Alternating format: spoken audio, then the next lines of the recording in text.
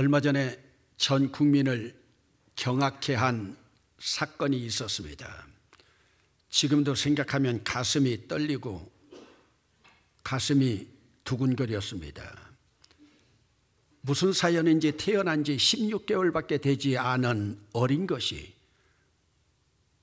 엄마로부터는 버림받고 입양된 지 얼마 되지 않아 양부모들의 학대 방임으로 숨졌습니다. 그런데 그 엄마는 방송에까지 출연하여서 생일 케이크 앞에서 어린 것 데리고 환하게 웃는 행복한 모습까지 연출했습니다. 그런데 이때도 이 아이는 죽어가고 있었습니다. 방송 나간 지 열이틀 만에 이 아기가 최종 사망 진단을 받습니다. 온몸 곳곳이 부러진 흔적입니다. 여러분, 생후 16개월짜리가 뼈 부러졌다면 어떻겠습니까? 직접적인 사망 원인은 장파열입니다. 여러분, 그러면 그 가정은 자녀도 있는데 왜 입양을 했겠습니까? 예수 믿는 가정이니까 순수한 마음으로요. 주위 사람들이 젊은 부부를 천사라고 불렀습니다. 그러나 그들은 자기들 욕심 때문에 어린 것까지도 입양했습니다. 한 명의 자녀를 두는 것보다 두 명의 자녀 있는 것이 아파트 청약 우선순위에 들어간다고요. 여러분, 이해가 됩니까? 그런데 이들 부부는 대대로 내려오는 예수 믿는 가정입니다. 어린 것을 학대한 엄마는 목사 딸입니다. 엄마는 유치원 원장입니다. 여러분, 오늘 우리에게 시사하는 바가 크지 않습니까? 여러분, 예수 믿는다는 것이 뭡니까? 그러면 여러분, 이 사건이 있기 전의 일부터 생각해 봅시다. 무슨 사연인지 우리는 알지 못합니다. 어린 것을 버렸건 위탁기관에 맡겼건 아기의 생모는 왜 그런 짓을 했을까요?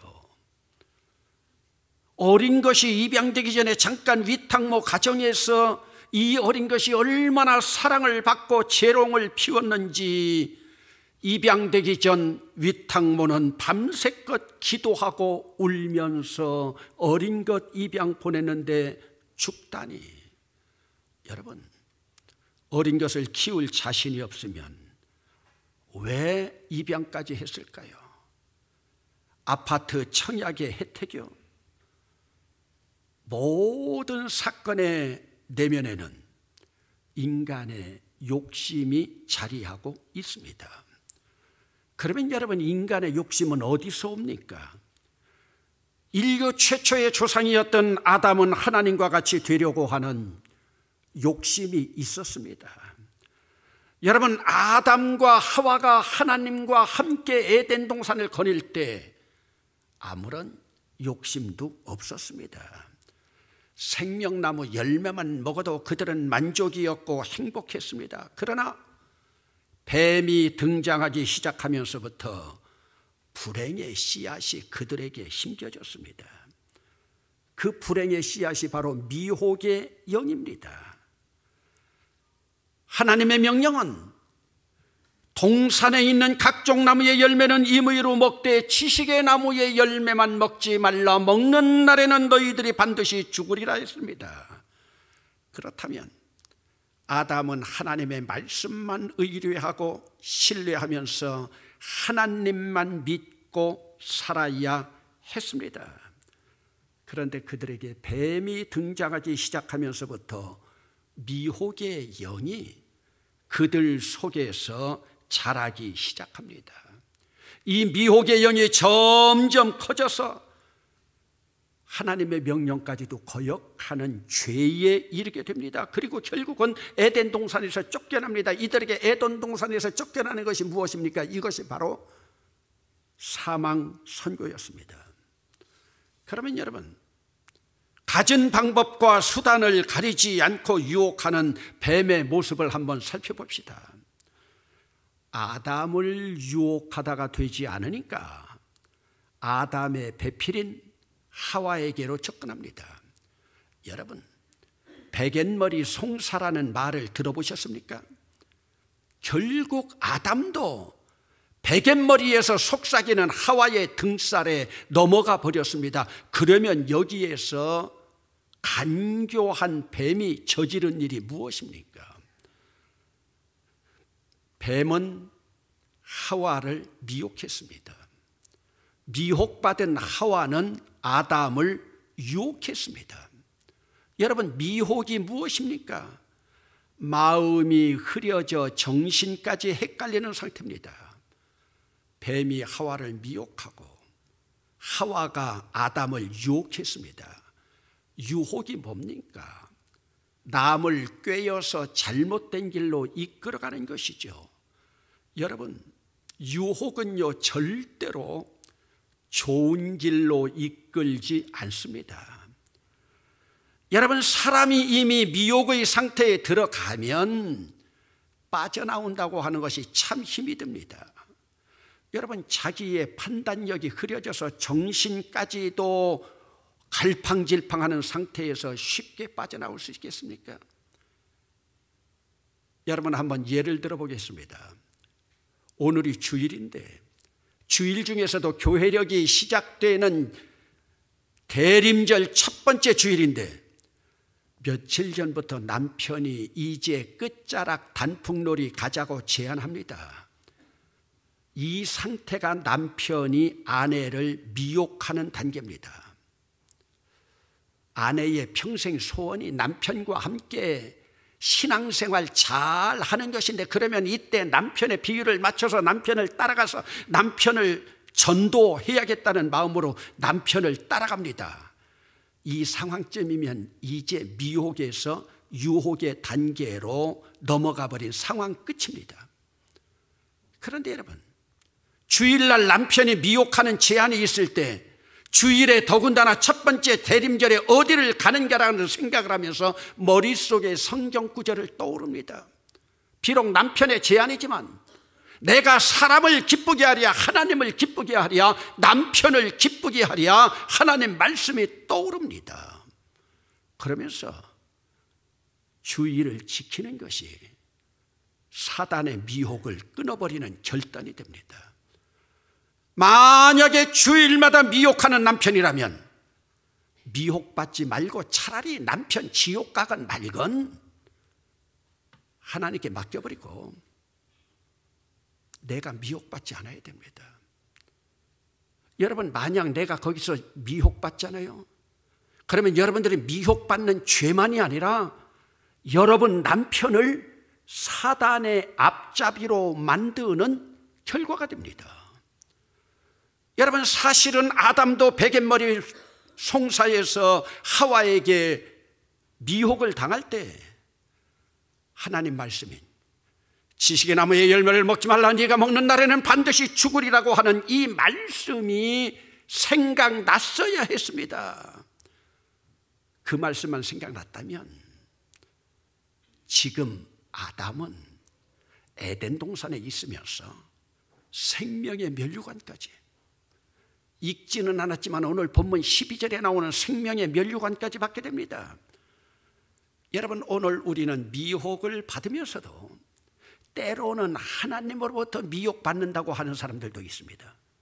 유혹을 받으면서도 하나님으로부터 받는다고 생각하는 사람이 있습니다. 그러나 여러분, 하나님은 미혹하지도 않으시고 유혹하지도 않습니다. 미혹이나 유혹은 다 사단으로부터 오는 것입니다. 여러분들이 자기 변명하느라고 자기들 욕심에 끌려서 유혹된 상태로 들어가고서 이것이 하나님이겠어요? 아니요. 하나님은 유혹하시는 분이 아닙니다. 모든 유혹은 사단에게서 옵니다. 그러면 여러분, 백엔머리 송사를 한 하와도 사단이 되는가? 사단은 아니지만 사단과 마귀의 졸개 노릇을 할 수가 있습니다. 그러면 여러분, 사단과 마귀의 졸개 노릇하는 것이 뭡니까? 그것이 바로 귀신들의 영입니다. 오늘 여러분에게도 귀신의 영이 함께 존재합니다. 예수 믿는다고 귀신의 영이 없다고요? 아니요. 여러분에게도 지금 귀신의 영이 있어요. 그래서 여러분 다른 사람 미혹하고 유혹해요. 그러나 오늘 우리가 예수 믿는 것이 뭐예요? 귀신의 영을 대적하기 위해서 하나님의 영, 예수님의 영, 성령으로 나가는 줄로 믿습니다. 귀신의 영을 여러분들이 대적하기 위해서는 하나님의 영인 성령으로 충만해야 됩니다. 귀신을 물리칠 수 있는 것은 성령의 능력에서 나오기 때문입니다.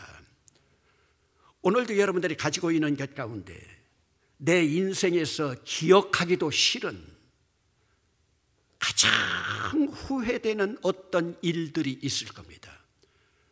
그런데 그 근원을 따라가 보세요. 그 근원 밑바닥에는 여러분의 욕심에서부터 시작되었습니다. 그런데 여러분, 욕심 부린다고 욕심이 다 나쁜 것이 아닙니다.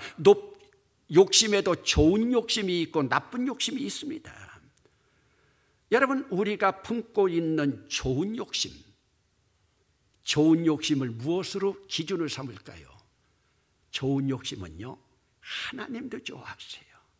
하나님도 기뻐하시는 거예요. 그러면 나쁜 욕심은 무엇입니까? 나쁜 욕심은 내 욕심에다가 탐심이 들어가 가지고 이것이 탐욕으로 바뀌어지는 것이 나쁜 욕심입니다. 여러분, 욕심에 탐심이 작용되면 이것이 탐욕이 되는 거예요. 탐욕이라고 하는 것이 뭡니까? 내 이웃이나 공동체는 생각하지 않고 돌아보지 않고 나만을 생각하는 것이 탐욕으로 가득 차는 겁니다. 나만을 생각하고 내 자식만을 생각하고 내 울타리만을 생각합니다. 그러기에 여러분, 탐욕이 있는 곳에서는 절대로 하나님의 능력 나타나지 않습니다. 탐욕이 있는 곳에는 하나님의 능력이 나타나지 않아요.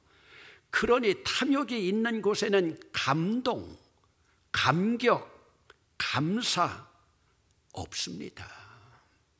없어요.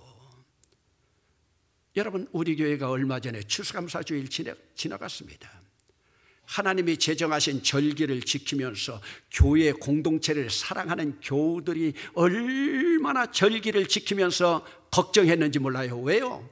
코로나 바이러스 때문에 대면 예배도 힘들죠. 모이기도 힘들죠. 과연 이번 추수감사 주일에 하나님께서 우리의 추수감사 헌금을 채워줄 수 있을까? 그러나 우리의 걱정은 기우에 지나지 않았습니다. 하나님이 얼마나 채워주셨는지, 제가 20년 목회하는 가운데 가장 어려운 시기인데 하나님께서 110% 이상 채워주신 줄로 믿습니다. 여러분, 오늘 우리는 우리가 선수 봉헌하고 우리가 헌금했음에도 스스로 놀래잖아요.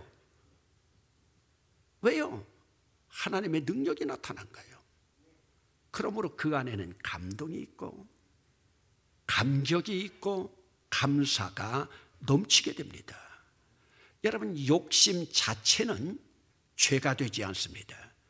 그러나 이 욕심이 자신만을 위한 탐심이 생겨서 탐욕으로 바뀌어지면 이것이 죄가 됩니다.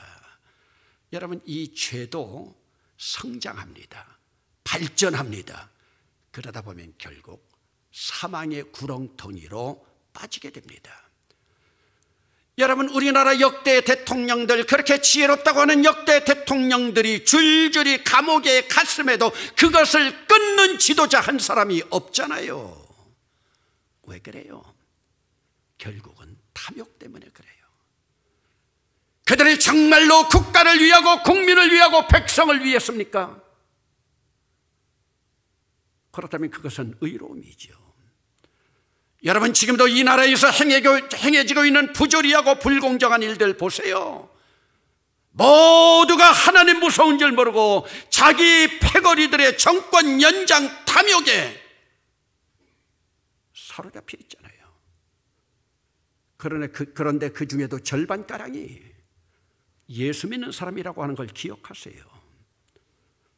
그러면 여러분, 오늘 우리가 그리스도 안에서 살아갈 길이 무엇입니까? 예수 믿는 것이 무엇입니까? 여러분, 어느 날 인간의 실존에 대하여 근심하던 유대인의 상당한 권력자 니고데모 말고요, 예수님을 찾아왔습니다. 자기가 고민하고 있던 고민 보따리 다 털어놓았어요. 그리고 고민의 핵심을 말합니다. 내가 무엇을 하여야 영생을 얻으리이까? 여러분, 결국 우리 인간 실존의 문제는 영혼의 문제입니다. 내 구원의 문제입니다. 그는 뭐든 자기가 지금까지 행했던 선한 일로 구원 얻을 줄 알았습니다. 그럼에도 인생에 만족이 없었어요. 선한 일을 하면 행복해야죠. 그는 율법도 다 준수했습니다. 선한 일도 다 행했다고 고백합니다. 그러나 예수님께서 볼 때 한 가지가 부족합니다. 예수님 말씀하십니다. 네가 가지고 있는 모든 것 다 팔아서 가난한 자들에게 나누어 주라. 그리하면 하늘에서 보화가 있으리라. 그리고 와서 나를 따르라. 지금 예수님은 구원 문제만 아니라 하늘의 보화, 생명의 면류관까지도 제시하고 있습니다. 그런데 사실 그 사람은 재물이 많은 큰 부자이므로 예수님의 말씀을 듣고도 행복의 길을 제시하는데도 불구하고 고민하며 돌아갔습니다. 여러분, 그러면 오늘날에도 예수님이 오늘 우리에게 우리가 가지고 있는 알량한 재물 다 팔아서 가난한 자들에게 나누어 주라고 말씀하실까요? 아닙니다. 지금 유대인 관원은 자기 자만에 취해 있습니다. 그래도 행복하지 않아서 예수님 찾아왔습니다. 그는 예수님께 와서 선한 일을 다 했다고 했지만, 그런데 예수님이 볼 때 그는 자기 재물까지 팔아가면서 다른 사람들에게 선한 일을 한 적이 없습니다. 자기 것은 다 챙기면서 선한 일을 했다고 하고 있습니다. 자기 가질 것은 욕심으로 다 가지고 영혼 구원 문제를 가지고 고민하고 있으니 주님께서 구원에 이르는 길을 가르쳐 주시고 있습니다. 사실 여기서 예수님은 구원을 뛰어넘어 하늘의 상급 보화까지 얻는 비결을 가르쳐 주었지만 깨닫지 못하고 그는 불행의 구렁텅이로 다시 들어갔습니다. 그러면 여러분, 구원으로 가는 길이 무엇입니까? 내 욕심, 내 탐심 내려놓는 일입니다. 기독교 구원의 시작, 기독교 출발은 여기서부터입니다. 여러분, 내가 가진 것 다 가지고 구원에 이르지 못합니다. 여러분, 인간 구원의 결국이 무엇입니까? 여러분, 행복이에요. 여러분, 만족이에요. 세상 많은 사람들이 행복하기는 원하지만 행복으로 가는 길을 택하지 않습니다. 여러분, 왜 예수 믿습니까? 행복하기 위해서요. 만족하기 위해서요. 그런데 여러분들에게 만족이 있습니까? 오늘 여러분들은 행복하십니까? 그러면 오늘도 여러분들이 왜 만족하지 못하고 왜 행복하지 못합니까? 자기 욕심 때문에 그렇습니다. 구원은 자기를 내려놓는 일입니다. 구원받은 것은 행복한 일입니다. 여러분 지금 행복하지 않습니까? 불행합니까? 죄송합니다. 여러분 구원받은 거 아닙니다. 이 땅에서 개같이 살고 이 땅에서 거지같이 살고 천국에 가서만 왕노릇한다고요? 주님 메시지 복음이 그겁니까? 아닙니다. 예수 믿고 구원받은 자들은 지금 여기에서 행복해야 되는 거예요. 예수 십자가 믿는다, 행복하지는 않다, 그게 구원이요? 아니요. 그렇다면 여러분 예수 잘못 믿은 거예요. 예수님은 그리스도의 제자도 말씀하셨습니다. 아무든지 나를 따라오려거든 자기를 부인하고 자기 십자가를 지고 따라올 것이니라. 예수 따라 구원 가는 길은 여러분 내 욕심을 내려놓되 내 욕심 가운데서도 나까지 내려놓아야 되는 거예요. 나까지도 부인해야 되는 거예요. 내가 죽었어요. 내가 부인되었어요. 그러면 그 자리에서 예수님의 행복의 꽃이 피어납니다. 여러분, 지금 나까지 내려놓고 나까지 부인하는 마당에 재물, 권력, 명예, 탐심, 무슨 소용이 있습니까? 여러분들이 오늘도 불행해요? 행복하지 않아요? 내려놓지 않아서 그래요. 여러분들의 욕심이 많아서 그래요. 특별히 부모들은 자녀들에 대한 집착이나 기대도 내려놓아야 행복의 길로 갈 수 있습니다. 여러분, 늙어서 행복하고 싶은데 자식들 때문에 행복하지 않다고요? 내려놓지 못해서 그래요. 내려놓지 못해서 그래요. 여러분, 특별히 권위적인 아버지들, 체면 내려놓아야 돼요. 권위적인 내 체면까지도 내려놓아야 돼요. 여러분, 요즘 누구네 아파트, 어느 지역 아파트 값 수십억씩 올라가니까 배가 아프기 시작합니까? 때로는 한잠을 자지 못하면서 우라통까지 터집니까? 아니, 소문이 그런 것이 아니라 바로 지금 내 옆집에 있는 이웃이 많은 돈을 벌었습니다. 배가 아픕니까? 그러면 아직도 멀었습니다. 아니, 물론 쬐게 배 아플 수는 있지. 그러나 기독교 신앙은 이것을 뛰어넘어야 합니다. 저는 솔직히 배 하나도 안 아파요. 여러분 자식들에 대한 기대치도 내려놓을 때 행복해집니다. 자식들을 키우면서 내 체면 때문에 자식들이 눈물 흘리는 길 걸어가고 있는데, 여러분, 부모의 체면 때문에, 알량한 가문의 체면 때문에 자식들이 불행의 길, 차라리 부모된 입장으로 내 체면을 접는 것이 낫지 않을까요? 하나님이 그 길을 원하실까요? 한번 엎질러진 물은 주워 담을 수 없지만 자녀들이 불행의 길 걸어가는 것보다 차라리 이왕 진 짐, 내가 한 덩어리 더 지는 것이 행복의 길이 아닐까요?